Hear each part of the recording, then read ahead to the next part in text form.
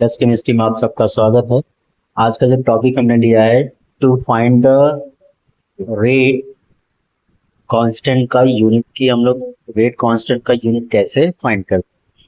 Consider कर लीजिए कि एक रिएक्शन है A, that is going to change into B. A किस में चेंज हो रहा है? बी में चेंज हो रहा है। तो फिर हम इसका रेट निकालते हैं, it is R proportional to A की पावर एन। और ये जो वैल्यूज होती है वो एक्सपेरिमेंटली डिटरमाइंड वैल्यूज होती हैं, जहाँ पे एन क्या होता है? It is order of reaction. So अगर मैं इस प्रोपोर्शनल साइन को रिप्लेस करूंगा तो एक कांस्टेंट यूज करूंगा, that becomes R equal to k A की पावर एन, जहाँ पे ए क्या है?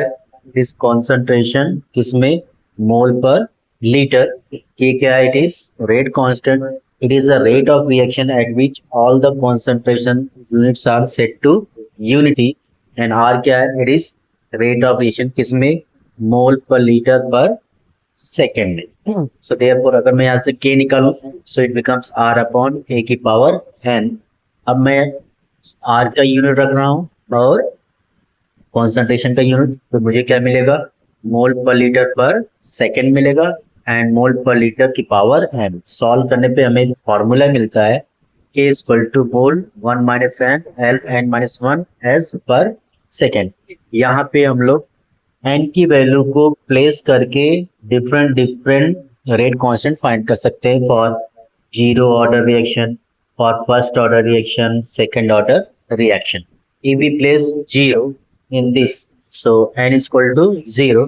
So the formula is k is equal to mole 1 minus n l n minus 1 s minus 1. तो अगर हमने n की वैल्यू को 0 पुट किया तो ये हो जाएगा 1 minus 0, 0 minus 1 and minus 1.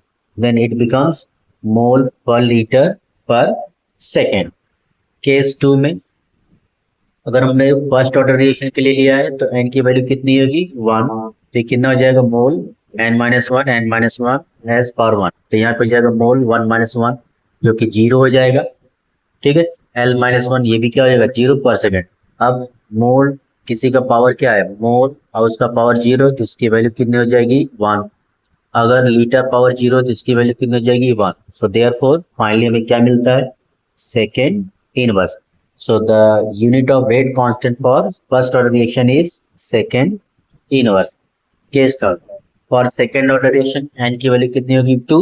So अगर हम लोग 2 रखेंगे तो ये हो जाएगा 1 minus 2, 2 minus 1, second inverse, ये हो जाएगा मोल इनवर्स लीटर पर सेकेंड।